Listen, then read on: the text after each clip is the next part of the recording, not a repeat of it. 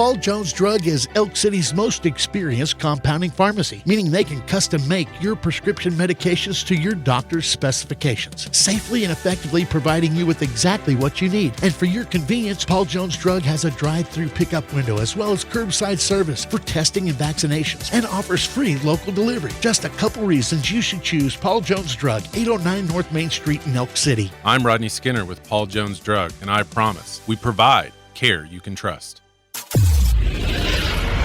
If you build it, he will. It's the Skinny on Sports Podcast with Aaron Cow. I throw balls far. You want good words? Data language. Talk real sports with a real man. Come after me! I'm a man! I'm 40! And now, here's the be-all, end-all, know-it-all of high school, college, and pro sports. Aaron Skinny Cow with the Skinny on Sports. We're talking about practice, man.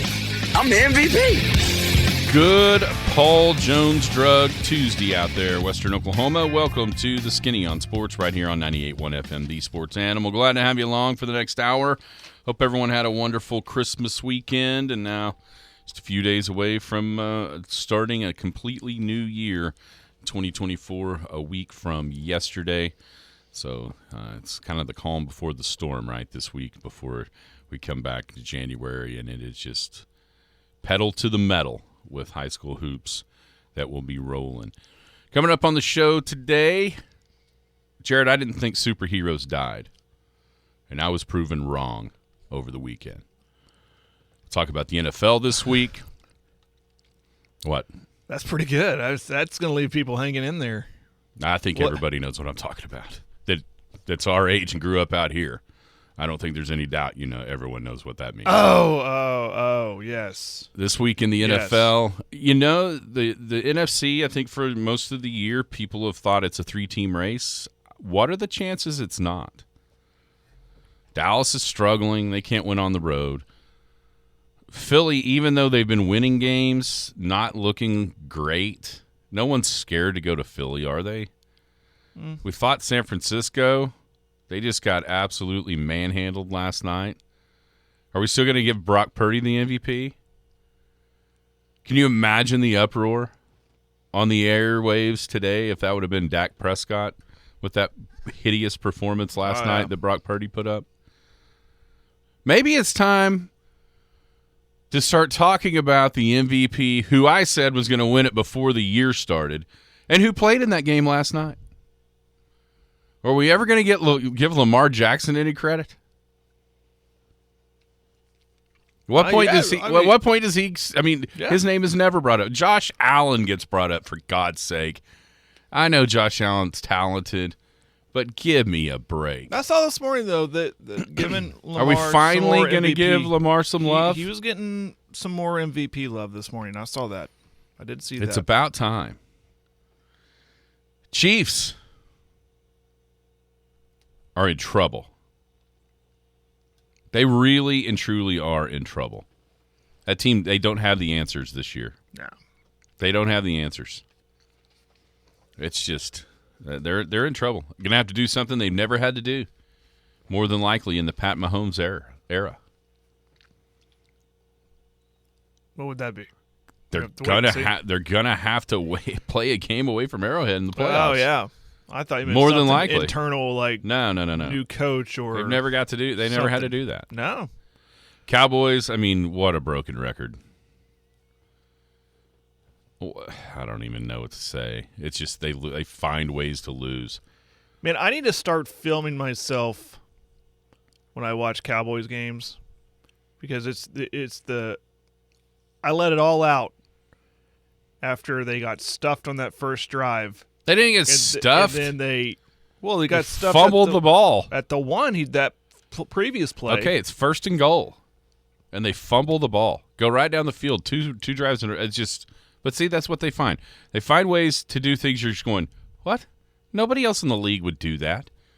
First off, nobody else but Tony Pollard wouldn't just run to the pylon and score a touchdown, and then fumble.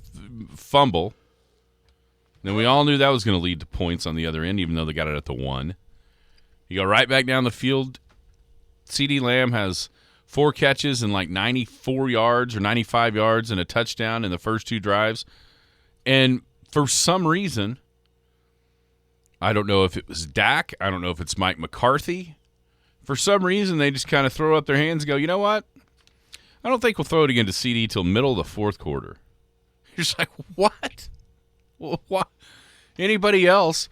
Joe Flacco was smart enough to see that Amari Cooper had a great advantage, and Amari Cooper set a record. Yeah. Cowboys. It's just it's hard. It's a hard deal. Hard deal being a Cowboys fan, I can tell you that. Now, what's your top 5 now? Weird week in the NFL to me. A really weird week. A lot of shuffling in the playoff standings. Kind of, yeah. And I don't know. There's just a bunch of – here's the deal. This is the year of I can't tell you. Maybe Baltimore is just the best team. Last night, they look like it, but they look really good. And then I was thinking, well, is this a Super Bowl preview?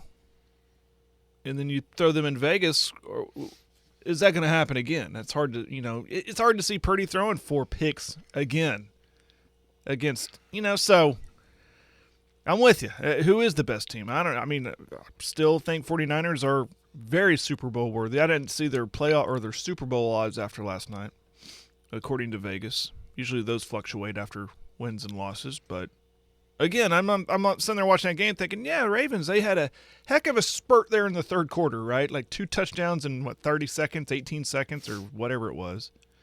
And yeah, but in the first half, it felt like they just dominated San Francisco. Well, I just thought, yeah, we're probably going to see this again. The ref tripped Lamar for a safety. That was nice. He almost did it with a smile on his face. Yeah, and he slowed it down. It kind of looked like he was smiling when he was going down. Jeez. Weird week in the NFL. What's your top 5? And then we'll talk about how was Christmas. I know it was amazing how many people were asking me at church on Sunday, how'd it go yesterday? Because that's when we went to Oklahoma City. Yeah, and that trip. Yeah, it was like, how'd it go? How'd it go? Yeah. I can tell you. How did it go? I want to tell you how it went. Coming up here in just a second. 225-9698 is the phone or the text line. That is 225-9698. Give us a call, shoot us a text. We can talk about any of those things. Whatever else is going to be on your mind, feel free to chime right in at 225-9698. Joe's thinking exactly like I was this morning about another team in that NFC. Going to be outside the listening area. You can stay in touch with the show. You can log on to kadsam.com. You can download the app. The app's got it all. It's got radio. It's got the Penny News. When's Penny News coming out? I believe on schedule. Is it going to be on schedule? So check it out tonight at midnight, thepennynews.com. Tomorrow, pick up a free copy of it. Each and everywhere Penny News are found. And then, of course, we've got Paragon TV back on the air Thursday, Friday, and Saturday. Thursday night, 8 o'clock, the Merritt Oilerettes down at the Bertha Frank Teague Classic. They will take on the Being Lady Pirates, who were once coached by said Bertha Frank Teague. So you can check out Merritt, Oilerette basketball, Paragon TV, and then after the first of the year, starting the 2nd, that Tuesday, it is wall-to-wall hoops for almost 2 full months straight on Paragon TV. How are you today, Jared? I'm good. Oh, yeah, podcast. You can find the podcast anywhere. How was your Christmas? It was very good. Had Friday night, Saturday, and yesterday. So 3 of them. But it didn't have to travel very far and got to hang out with good family and friends and ate a lot of food. And watch the kids tear into presents, which has turned into my new favorite Christmas tradition, I guess, is watching kids just go nuts and seeing their reaction. So, and I think we did pretty good. Me and Nally were talking about it last night. Like, you think we did all right? Like, yeah, they were elated with everything that they opened. Yeah, sad it is to have to think that, but I get it. What's that? Did we do all right? Yeah. Well, you know what? Nothing short of coal in the I hear. You know what you're doing all right? You've got a roof over their head. I know. These kids been good, and they, And I would know if we didn't do all right just based on James's reaction, because she doesn't hold anything back. Katie, even if she got something she didn't like, she would go, "Oh, thank you," with the biggest smile on her face. James, you would know. She would probably look at you with an eye, go, "Okay, thanks," ? And then kind of toss it aside. And she didn't do that, so I think we did pretty good. It was a lot of fun. How was yours? I haven't really had it yet. Really? Still going on? Mm-hmm. Wyatt's hadn't been here. He gets back today. Okay. So tonight? Tonight, and then Friday at Mom's. We did some stuff with Kara's folks on Saturday and Sunday, and then yesterday had a little brunch at my mother's, and I did something I haven't done very many times. I made biscuits. Like from scratch? From scratch, oh, yeah. Wow. I mean, I'm well aware. I'm fully capable of opening the can out there. Well, where's the fun in that? So, yeah, I actually made some biscuits. Well, good. I'd like to do that again, make that do that more often, I guess is what I'm trying to say. Because that was fun, and trying to figure out exactly how to do it, how to perfect that would be, it'd be fun for me. And then we cooked some stuff last night on the grill. We're going to do that again Friday. But, yeah, so Saturday, wake up, and we decide to head to Oklahoma City, the 23rd. Thankfully, we were going more for food instead of, like, Christmas shopping. Yeah. We weren't quite that crazy, although we did stop at a couple of different spots because it was me and my mother and Kara and my sister, my youngest sister, Allison. And Mom needed to stop at a couple of different spots to pick up just small gifts or cards or whatever. And so we did that. But outside of that, we went to Costco. Try to pick up some things for dinner that we're going to make on Friday. Holy cow. There was people there. Yeah, I told you. Costco, yes. There was people there. But even saying that, it was more of a pain. Like, when I think of people, I think of how, like, when you're trying to, let's say, like, check out, and how you're just that part of it wasn't too terrible. But it was congested trying to walk around, especially back at the food. I mean, a lot of people had the same idea. Matter of fact, a lot of people had the same idea that we had as far as what to make. There was not one of those in the store. The entirety of really? Costco, what we were looking for, there wasn't. And there was another lady there that she was almost to the point of irate over this situation. Oh, no. I felt like she just what she did. She said, "I come here every year and get 2 of those. I've got to feed like 40 people tomorrow. Oh, no. I've got to find this." And we're like, yeah, we came from western Oklahoma thinking. But anyway, she led us to a different place. We went there, found it, and when we finally got done with our stops, we pulled into the Chili's right there, in Yukon, Garth Brooks, just to have like a snack because we had a dinner coming up. Yeah, chips and queso. That's right? kind of what we had, Yeah. like the 3. What do they call it? Like an assortment of appetizers, like 3 different like half or whatever it was. We had that and some chips and dip, and it was fantastic. And my mom said, "You know what? This wasn't nearly as bad as I thought it was going to be." Well, good. Considering. What about the drive home? I was kind of worried about you guys in the rain. Was it late? No, I didn't. No, we were home by You beat the rain? way easily. Oh, good. Good. Yeah, we drove home from my dad's. And No, it was way worse. we didn't even think about. We just thought, it's just a little. It was the downpour. No, it was way worse going because Saturday morning it was extremely Yeah, foggy. Forgot about that fog. And there was pockets of it that were not too bad. Like honestly, in between Elk City and Canute, I thought, it's lifting. And then we got past Canute a little bit, and by the time we got to like the Burns Flat exit, it was like, good grief, you can barely see. I think you kind of lower elevation when Yeah, you go there. and then obviously got through like Clinton. That's what I was gonna say. But once we got up the hill out of Clinton, like to the Loves, and then by the time like short of Weatherford, where the windmills, you could see the tops of the windmills, and it was pretty well Yeah. done from there. So It was, but then our timing was perfect as far as the rain goes, because we were back at like 3:30 or 4, and then we were in town that night, and it actually rained quite a bit while we were at Kara's mom's. Then when we were driving home, we kind of walked into the house, and you start hearing it, like, is that rain? And then all of a sudden, it was pouring down rain, like big time rain. Yeah. And so, we were that really wasn't a problem whatsoever. Well, just good. the fog on Saturday morning. Yeah, that was going to potentially be an adventure for you. Driving there in the fog, dealing with crowds, coming back in rain, but sounds like you avoided most of it. Yeah, no. Good trip. That was good deal. It was way You're braver than me. It was way. Now listen, there was nothing. It was just a normal. Honestly, if it just because the date or whatever, but it was no different than anything. Yeah. There's just people, and the traffic wasn't too terrible. Of course, this is pretty amazing.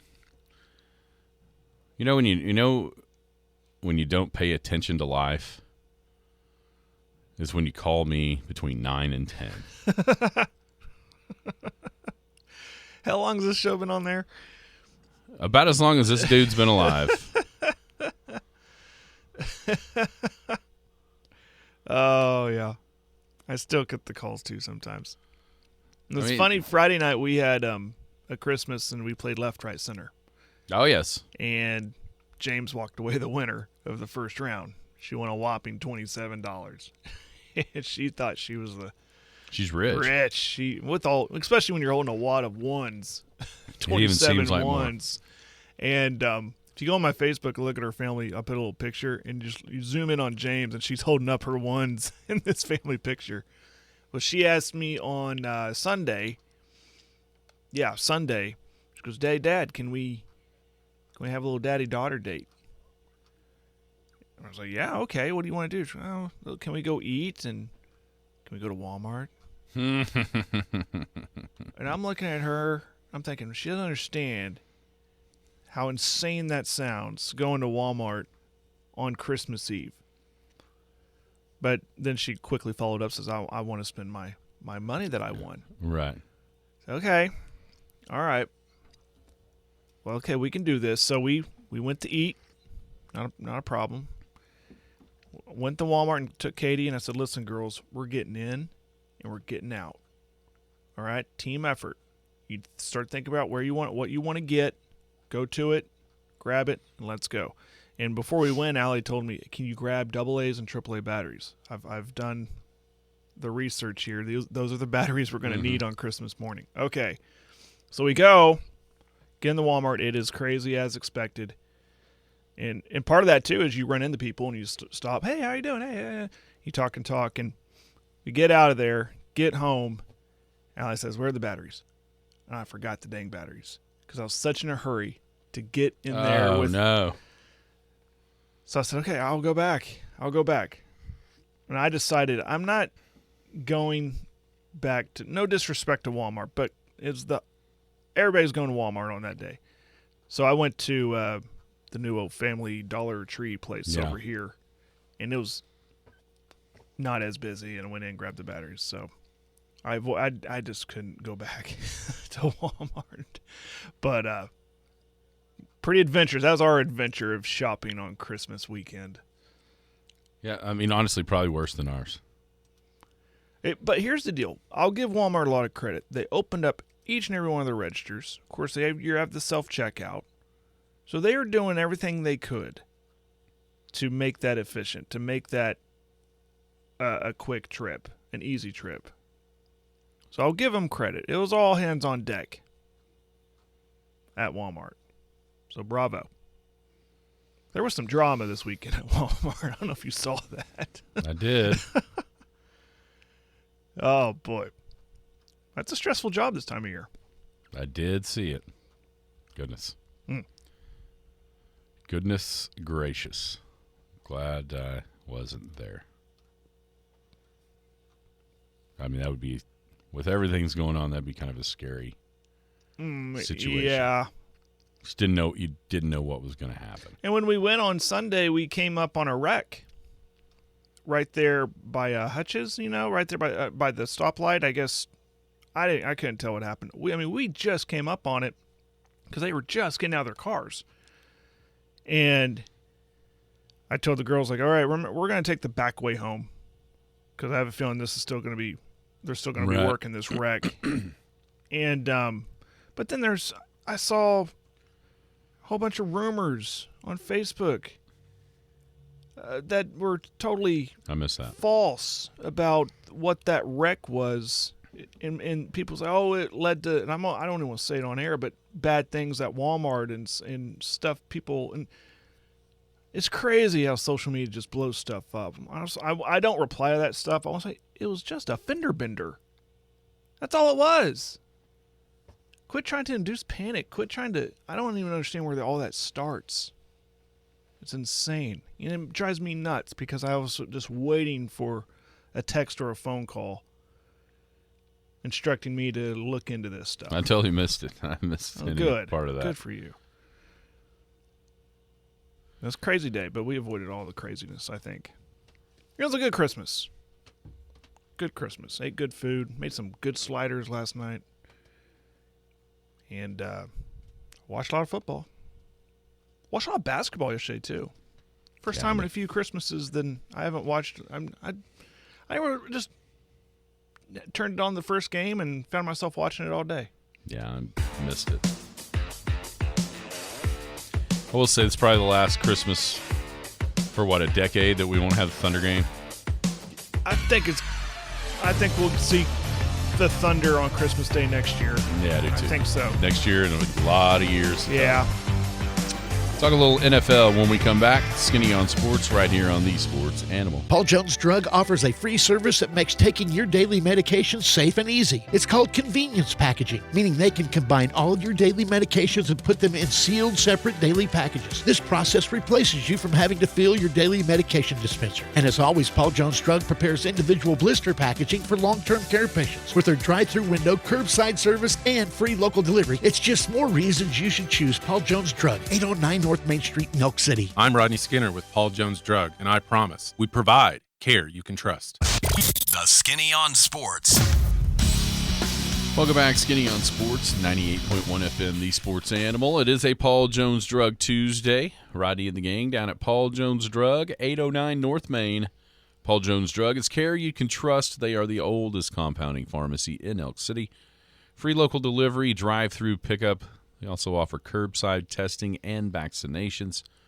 And, of course, they've got the blister packs, which is their long-term care unit packaging. Been going strong. I was down there the other day at Paul Jones Drug looking for some gifts. Yeah. I think on their building did say 1901. I believe 1901 is when Paul Jones Drug started. Oh, yeah. I think you're right. It's 1901 or 1907. I think it's 01 because I'm thinking of 07 because it's what? Statehood? No, that's right. So I think 1901 is what it, of course it's obviously a new building, but kind of to commemorate when the business started. That's an amazing accomplishment. Nearing a century and a quarter. That is crazy. That's awesome. Paul Jones Drug is care you can trust. Thank you to Rodney Skinner and all the gang down there at Paul Jones Drug. I'm glad you remembered it's Tuesday.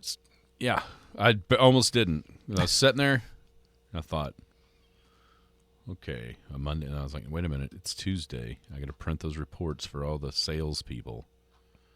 I just barely got that in before it was time to come here on the air. Start talking about the different things that went on over the weekend. Big part of that was the NFL. It's funny that you mentioned the basketball because for years and years and years and years, the NBA has dominated Christmas Day. Mm-hmm. And I don't know if it's just because here over the last 3 or 4 years, with the advent of a weekly Thursday game, then Christmas kind of being Friday, Saturday, or Sunday, or Monday, in that TV window, if that's why this is happening, or if the NFL is targeting Christmas Day for real, I don't know. I have a hard time believing that they're not, but I also think it just be a function of where Christmas is falling. Like, are they going to have a Tuesday game next year, a Wednesday? Do they care? Well, Christmas falls on a Wednesday next year. I guess it's a leap year, right? 2024. So it's not on a Tuesday. So it'll skip and go to a Wednesday. So that might answer your question in a big way. Well, do they do it Wednesday instead of Thursday? Exactly. Well, Throw somebody. I mean, is somebody going to have to play Sunday and then Wednesday? But what I'm saying is a bye week would be involved there, but you would. Yeah. But it's also getting at the end of the season, into the schedule where everybody's already kind of done that. Yeah. No, I think that's when you'll get your answer. Is you'll see if they come out and announce, "Hey, we will have a Christmas Day game or two." Well, yeah, we'll quickly find out. Yeah, you wonder if it would have to be a Thursday then Wednesday, something like that. Mm-hmm. But I know this. It makes the NBA out of sight, out of mind for me. When you've got NFL versus games that matter for playoff positioning or even division championships versus game 30 of the NBA schedule, and that's why if you're the NBA, I think you've got to rework everything.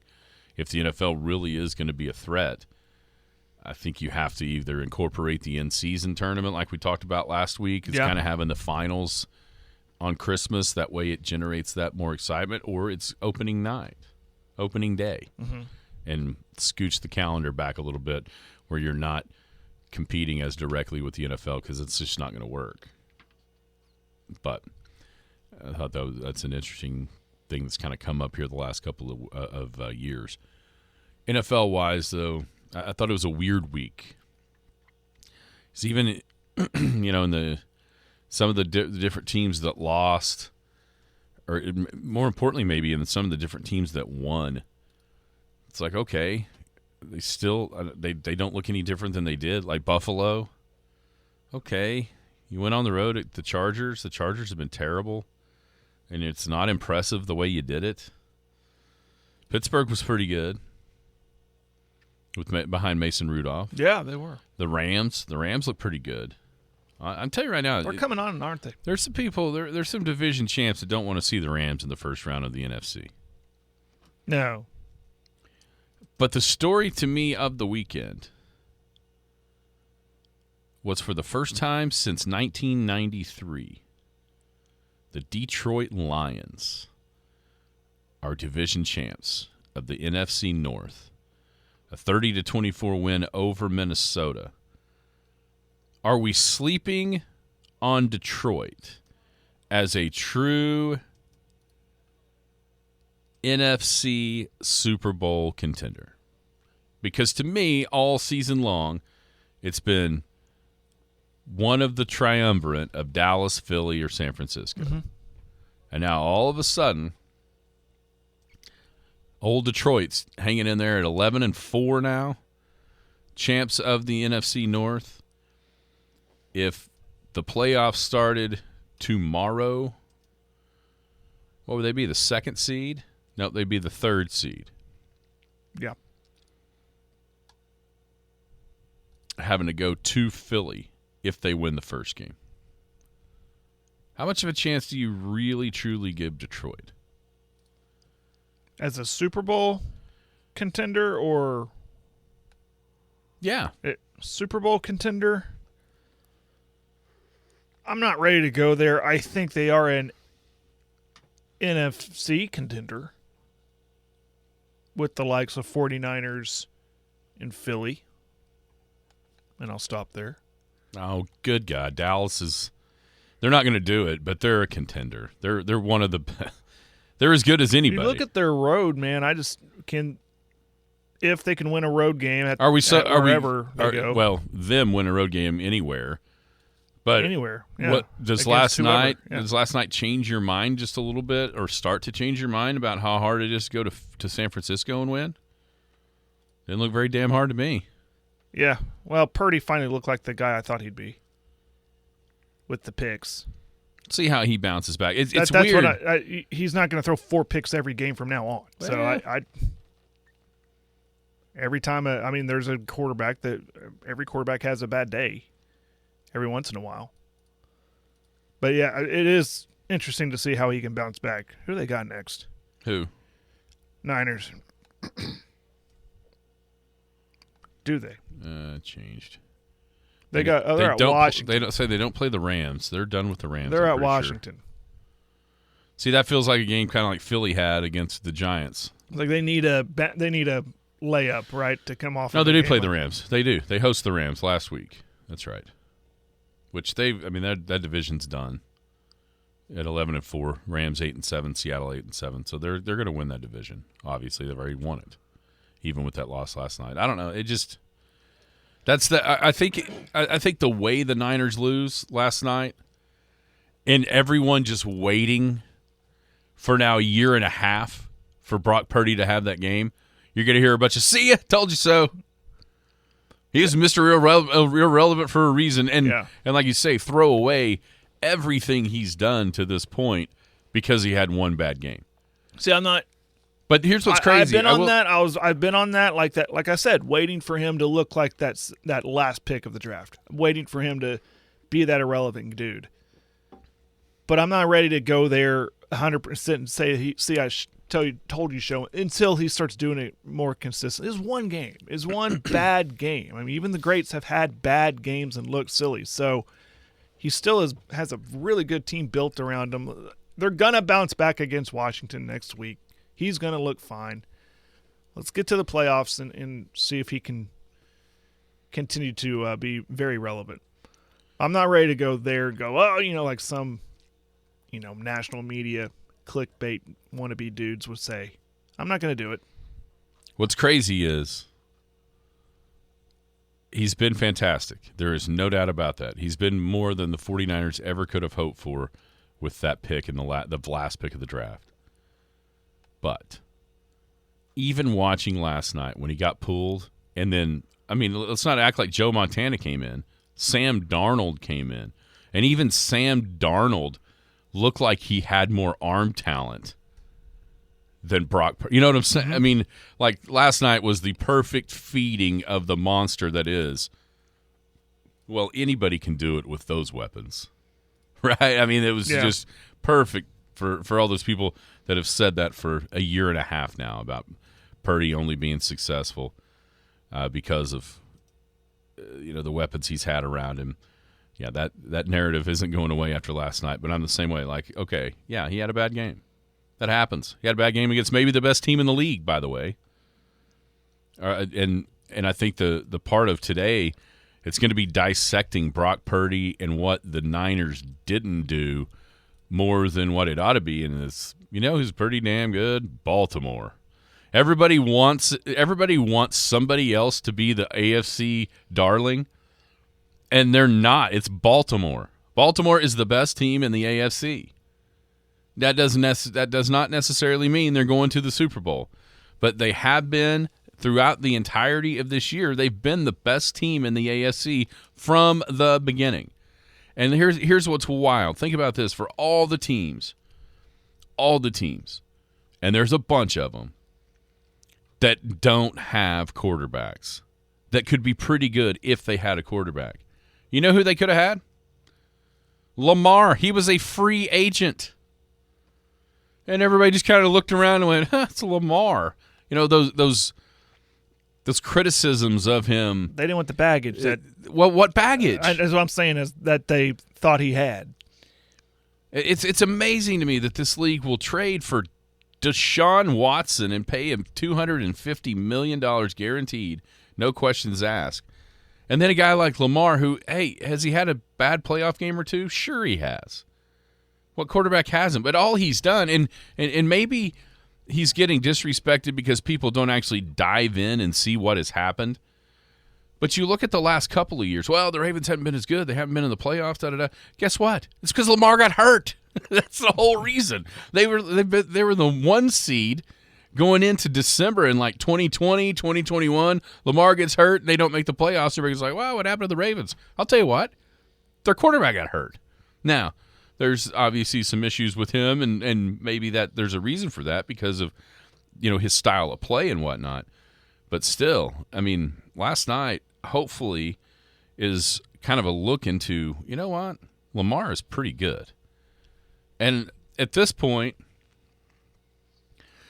the MVP race is it's crazy. Who in the world outside of, is this a chance for a non-quarterback to win? Because it doesn't seem like there's much of an appetite to name Lamar Jackson the MVP again. No. So outside of a quarterback position, who are you thinking?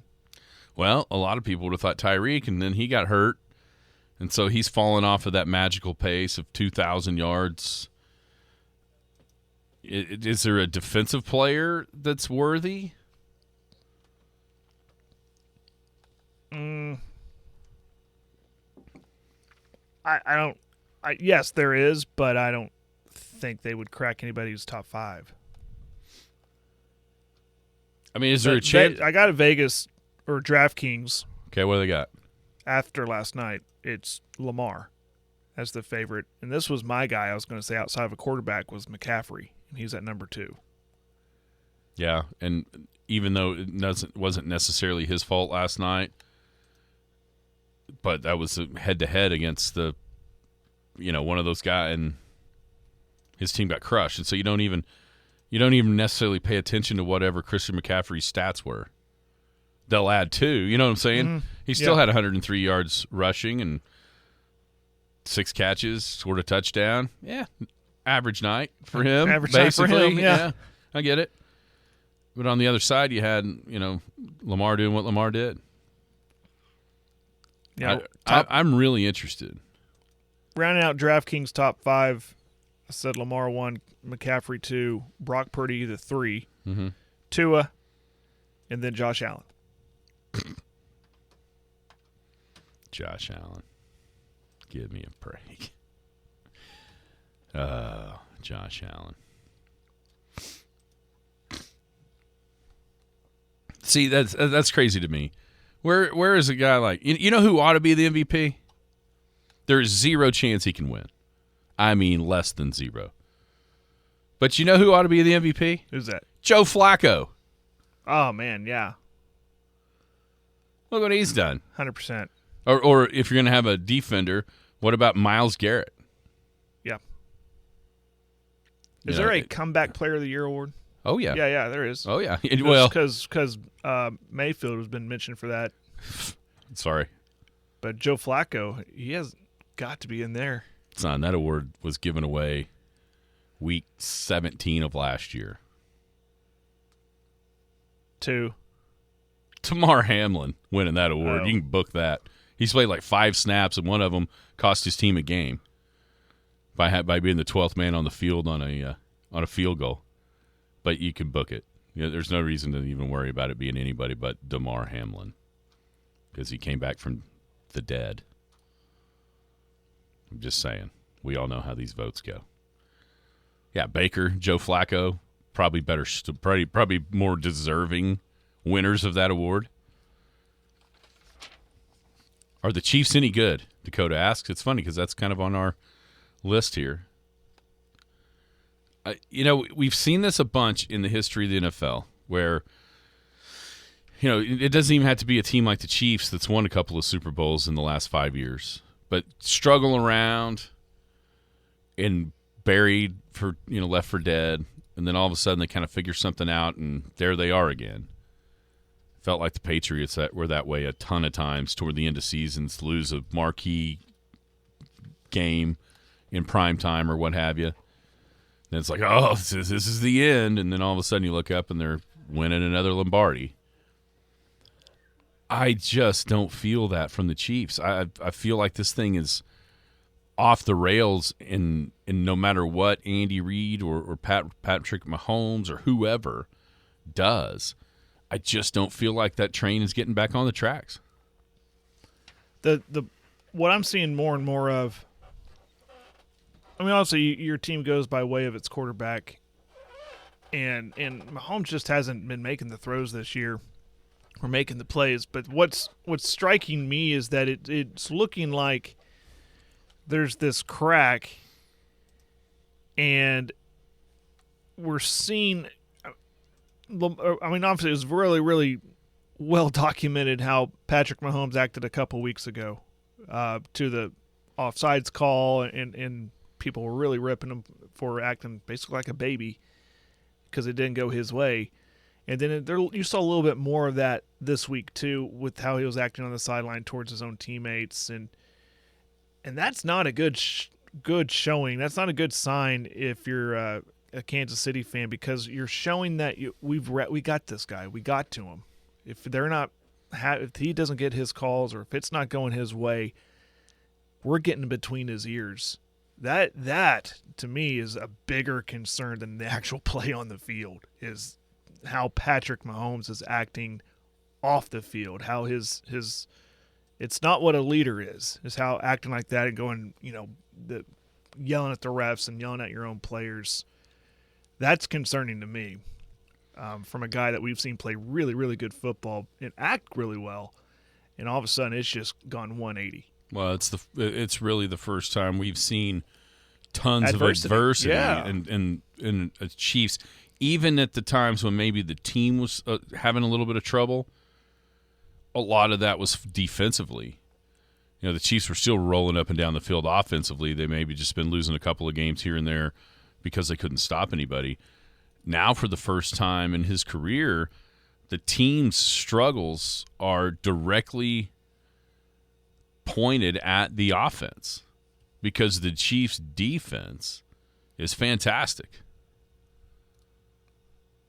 And now the offense is causing a problem. And on the text line, maybe it's because I don't know if it's just Tyreek individually, but here's what we're seeing. We're seeing that the Chiefs tried to fill that void with draft picks at the receiver spot, and it just they haven't gotten the right guys. And even Mahomes' greatness can't make up for Marquez Valdez-Scantling dropping a touchdown pass at the end of a game. You know what I mean? Honestly, it's a completely different conversation around the Chiefs if they just make like 3 different catches through the year. Yeah. But they haven't. And it seems like not making those plays has started to snowball to where, like Mr. Weatherly said, of all the teams that are supposed to be good, they clearly look the worst this week. Clearly. I mean, it wasn't even close. I mean, if you pick a biggest loser of playoff teams, they win that hands down. It wasn't even close. I mean, at least the Niners, you can go, well, they also won 6 or 7 straight. They were due a bad game, and the Ravens may be the best team in the league. You're not saying none of that about the Aiden O'Connell-led Raiders. He didn't complete a pass for like an hour and a half of real time. I mean, that's how crazy it was. I mean, I got to play Devontae Adams in fantasy football. He caught like the 3rd play of the game. He got a catch. I was like, oh, yeah, here we go. He ended with 1 catch and 4 yards. That's how bad that Raiders offense was. And the Chiefs had no answers offensively their own way. Kelsey is a shell of himself. Doesn't it seem? I mean, man, Kelsey seems like he's on his last leg. Maybe he's hurt and he should have gotten – maybe he should have gotten something done in the season, but he didn't want to end his season. Maybe there's something there that we don't know about. Or maybe Taylor Swift is the Chiefs' Yoko Ono, and she's going to break the band up. I don't know. They keep losing. It's really interesting how she got in the picture and they have fallen apart. Yeah, if this doesn't work, if it keeps losing and going the way it's going, all these Taylor Swift / Kansas City fans, all these fans that love her, are suddenly going to go, get her out of the booth. Get her out of there. Can't stand you. You're the problem. Like Sam said, women weaken legs. Ouch. Ouch. Incredible. But one more topic. The adversity thing and how he's acting on the sideline. And again, it goes back to the Purdy thing. People have had bad days. best quarterbacks. Some of the best quarterbacks, they have their down seasons. You could look at tradition. You look, good here, good here. He had an average year that year. He didn't do, first round bailout in the playoffs. Came back and won the Super Bowl. But how he's acting on the sideline is very well. Let's not listen. Let's not pretend like Peyton and Tom Brady didn't have fits on the sideline too. They did. But it just at the timing of it all makes it seem so much worse, right? Because it almost feels like of all the people in that organization that need to keep their wits about them, he's the one that's losing them. Right. And it's like, oh my gosh, what are we going to do if our leader does this? He is the face. Him and Reed. I mean, they're in every commercial you see. Mm-hmm. He is the face. Him and Kelsey too, but him particularly is the face of this franchise right now. I wonder if his frustration isn't at the moment. It's him in his own mind realizing to himself, we don't have a way to fix this year. We're stuck. Yeah. You know, like the realization has come to Mahomes' mind before it came to everybody. You know what I'm saying? Everyone else is like, oh, well, how can the Chiefs fix this?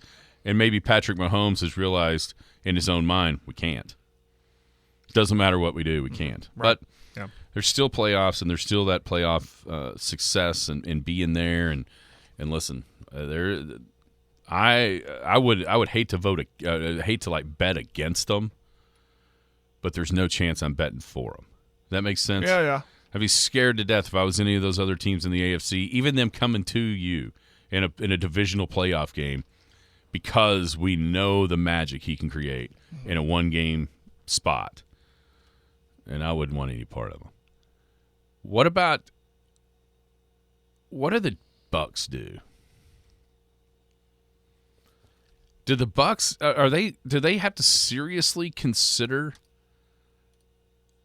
Baker Mayfield as an extension type option? I mean, if you're a Bucks fan, what are you thinking right now? Well, I bet you they thought, not as a fan, but as the front office, they're thinking this is a win-win for us. We know we're not going to have the greatest of teams. Let's get this guy, this holdover quarterback, this Band-Aid of a quarterback that's capable of playing but not capable of winning at a high level, and sign him on for 1 year, and then after that 1 year, cut him loose, and we look towards our future. But now they're going to have to have that discussion of, what do we do with this guy? He's playing really well, and do we want to keep him around longer than what we intended, or do we stick with the original plan? The big question is Mike Evans. Well, that's the big question. Well, I wonder keep that duo together because the chemistry there is through the roof. I wonder how much input Mike Evans himself has. Maybe not directly, but even indirectly. If his stance, or even, I mean, I think he could probably almost make the decision for them if he said, "Listen, I'm back. If you re-sign Baker for a couple years." It's hard. I mean, I don't know. It's almost like a mini San Francisco in some ways. The offensive line isn't nearly as good in Tampa as it is in San Francisco. The weapons are pretty, maybe not as good. Let's not put them on that. But people don't realize how damn good Mike Evans is. That dude has done things that nobody has ever done outside of Jerry Rice in this league from a stat standpoint, and putting up numbers 10 years in a row with 1,000 yards receiving to start a career. Just nuts what he's done. And, because pre-Brady, Tampa was just kind of meh. And then the Brady years, it was all about Brady. He sucked all the air out of whatever the conversation was for the Bucs. And now here it is, the conversation we're having is Baker. And I promise you, we're not the only ones. Like, oh my gosh, did the Bucs re-sign Baker Mayfield?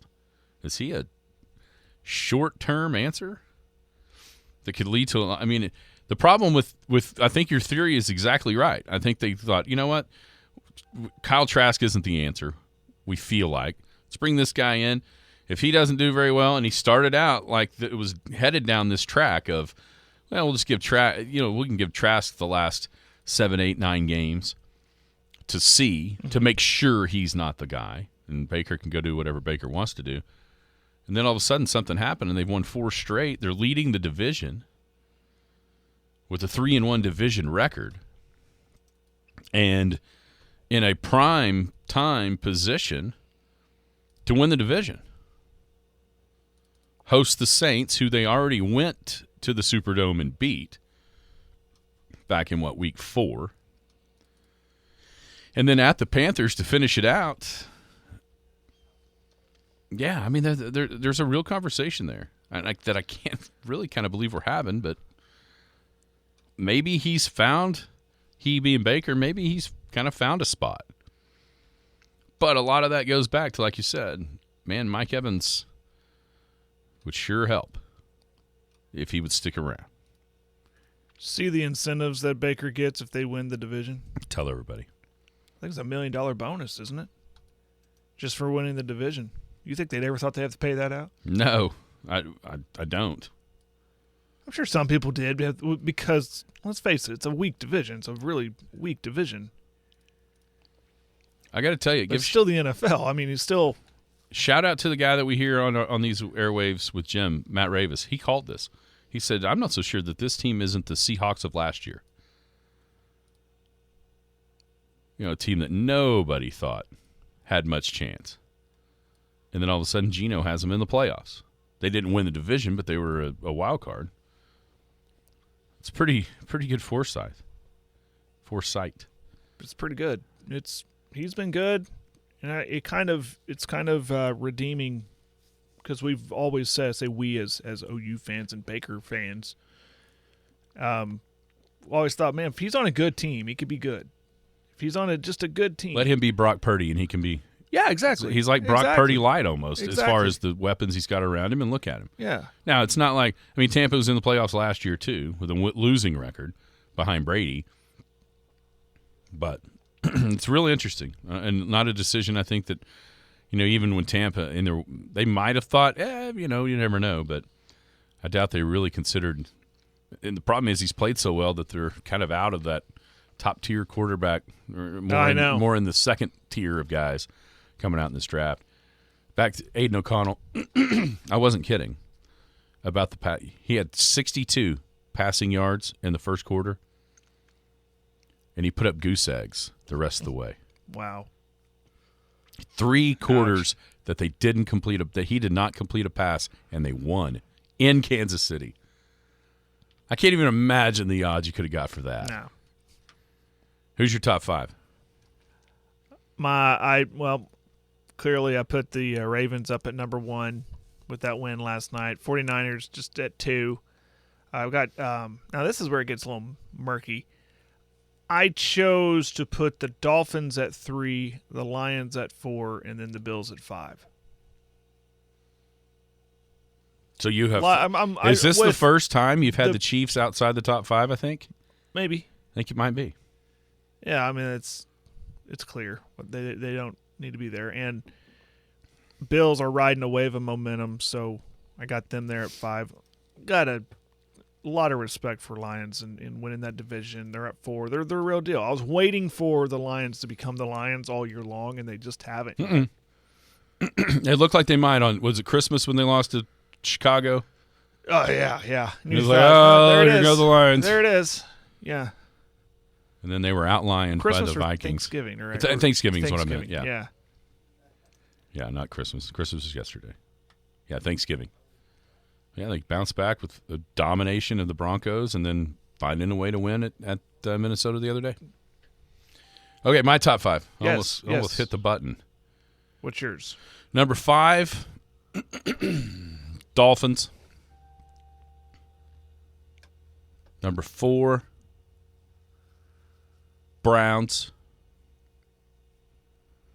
Number 3, Lions. No. Take Dolphins out, put Eagles in. Eagles 5, Browns 4, Lions 3, Frisco 2, and Baltimore 1.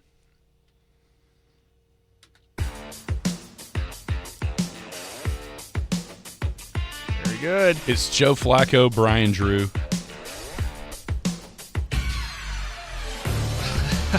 Brian Drew. Who's Brian Drew? Why am I not catching it? He gave the $100 back, Jared. Oh! We'll be back.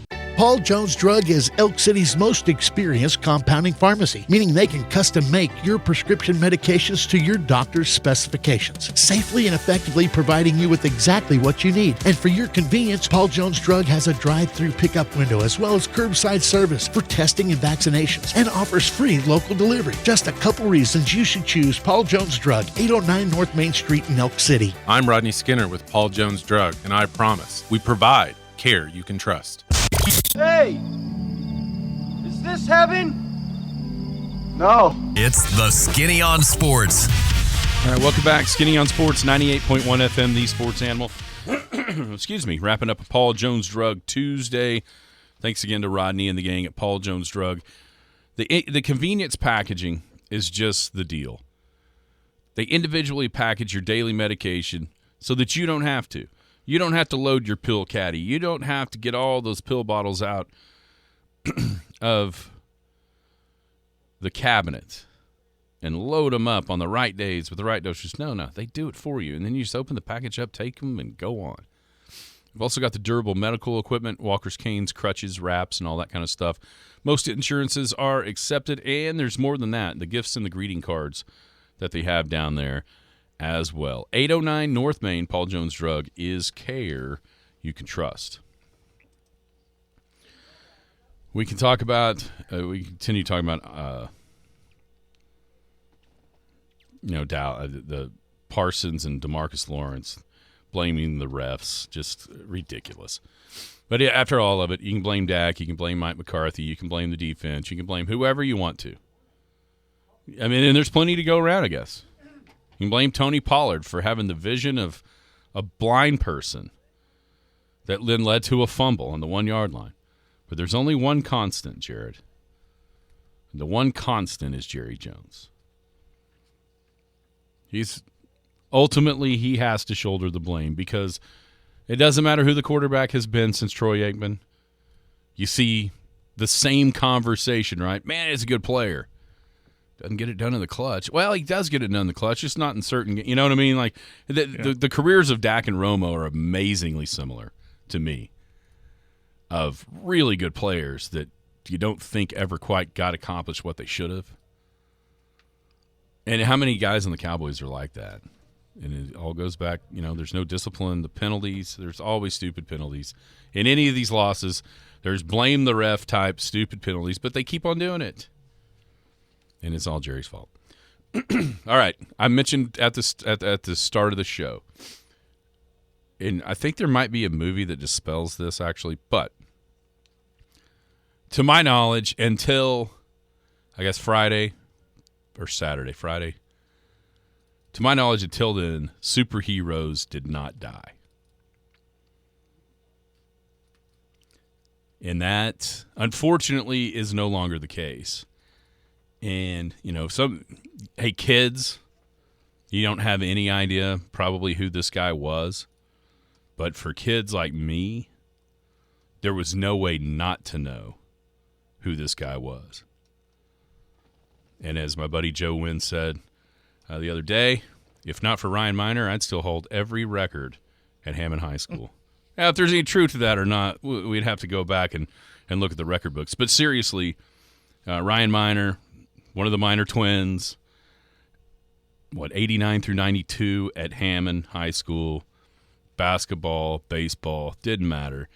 Dude was a superhero for kids growing up in Western Oklahoma like us. Or, at our time, older, younger. One of my buddies said it perfectly. He was the first guy that was like larger than life as a sports figure in Western Oklahoma, at least to our age. And not only in high, I mean, it was already that way in high school. Yeah. Before then, he went on to have the success that he had at Oklahoma. 2 sports, the way he was. Just, he was an incredible athlete. Yeah. He was you heard about, it didn't matter where you lived. Were you talking about, it wasn't just growing up in Hammond. It was growing up anywhere in Western Oklahoma. He was a Western Oklahoma sports legend. And people back, I remember my dad, you're like, okay, where's Hammond going to be tonight? Can we drive to Arapahoe and watch him, or Butler, or wherever, Mm-hmm. And it was you made time to go watch him play, and then I've seen and then his time at OU was awesome. And one of my memories was going to an OU basketball game with my buddy, and we got there early enough for shoot around, walked down there, yelled at him. He comes over and talks to us. We're these two little kids, and my buddy, his dad, at one point before he had moved to Clinton, he was a head coach at Visite and coached against Ryan. Obviously lost, and he told him about that. He goes, "Yeah, I remember your dad. Yeah, Bob. I remember Bob. Yeah." And he would talk with us, and he signed a couple things for us, and then goes on and beats Nebraska in 3 overtimes. I still have the program in my office downstairs. Forever I was. If you can go back, when were you a fan? When I was like, I will always be a fan of OU, and it was 100% because of Ryan Miner. Yeah, and I've seen video over this weekend of his time in Hammond. He doesn't look like a high school kid on that court. Oh, no. Unreal athletic ability. And, man, he's gone too soon. Yeah, you're talking about a guy that 2-time All-Big 8 on the basketball floor. He was the 1995 Big 8 Player of the Year. 2-time third-team All-American playing basketball. Then you go over to baseball. He was a third-team high school All-American out of Hammond. He was part of the 1994 OU national title team, all-tournament team in that tournament. He was drafted in the 7th round in 1995 by the Yankees. Didn't sign because he was coming back. And then he went in the 33rd round because he didn't have any leverage. You know what I'm saying? But he did. But interestingly enough, though, where going back and getting drafted 26 rounds later puts him in a spot that nobody else in the history of baseball is at. And that is because he went back, he got drafted in the 33rd round by who he got drafted by, the Orioles. He is the answer to one of the most awesome trivia questions there ever will be about Major League Baseball. And that is, he was the guy that stepped into the starting lineup for Cal Ripken Jr. when that streak finally ended, when Cal broke Lou Gehrig's, it was at 26-15 or whatever that was. Yeah. Yeah, and that's how the nation remembers him, which I find kind of annoying. I don't know what the word to use, but we remember him as what we just said.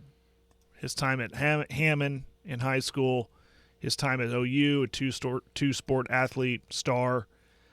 But, yeah, when the news broke and it started getting national, you see, well, this was the guy. Remember him? Mm-hmm. He was the guy that replaced Cal Ripken. And I was like, yeah, he's also the guy that was awesome. Yeah, that everybody at OU and at Hammond. He was awesome. And I don't want the Cal Ripken thing to overshadow what – well, it won't just being an awesome guy. It won't for anybody here. Right, yeah. Nationally, there's nothing you can do about it. Here, we got a bunch, everyone, like you talked about, we're getting personal stories on the text line. I've got one too. So when they went to OU, the Miners, when they went to OU and left the house, Dale and Nancy's house, to go to college, mm-hmm. they had an above ground pool that then my grandpa and Leedy bought. So, there for a couple of years at grandparents' house, it was like, check this out. You may want to come and swim in Ryan and Damon's pool because I get to in the summertime when I'm up at Leedy. It was actually a personal deal for me, how cool that was. Yeah. To I don't know, 12 or 13-year-old kid like I was when that was all going on. It's like, yep, I'm cooler than you because I'm swimming in Ryan and Damon's pool. How you like that? I'm the only one. All you girls get out of here. This is the king's property. Now, it's like you said, gone too soon, but just everyone our age and older, let's say, it gets to a certain age younger than us that they probably don't remember him, at least from Hammond. Maybe remember him from OU, but at least from Hammond, you start to, that starts to fade away pretty quick after us. But here's the thing. Everybody has a story. Yeah. About either playing against them, meeting them, whatever it was. Everybody's got one. And that, to me, shows the real, true greatness of either, man, at one time at Sweetwater, he dunked on me, and there was, or got a buddy that I play golf with. I hit a grand slam off of him in district or whatever. But that's very few people elicit those stories that you tell just folks that have no idea that happened. But then the folks that have no idea that happened, like, everyone goes, oh, yeah, I remember them for sure. You did what? No, you didn't. BT, you did not hit a grand slam off Ryan Miner. I ain't believing it. Yeah, gone too soon. Western Oklahoma legend for sure. Yeah. All right, that'll do it for a Paul Jones Drug Tuesday. We'll be back tomorrow, getting closer to the year in review. That's right. Skinny on Sports right here on the Sports Animal. You've been listening to the Skinny on Sports podcast with Aaron Cow. Be sure to hit that subscribe button to get alerts of when the latest podcast is available. Thanks for listening. That ball is blistered to right. Way back. Goodbye. Paul Jones Drug offers a free service that makes taking your daily medications safe and easy. It's called convenience packaging, meaning they can combine all of your daily medications and put them in sealed, separate daily packages. This process replaces you from having to fill your daily medication dispenser. And as always, Paul Jones Drug prepares individual blister packaging for long-term care patients. With their drive-through window, curbside service, and free local delivery, it's just more reasons you should choose Paul Jones Drug, 809 North Main Street in Elk City. I'm Rodney Skinner with Paul Jones Drug, and I promise we provide care you can trust.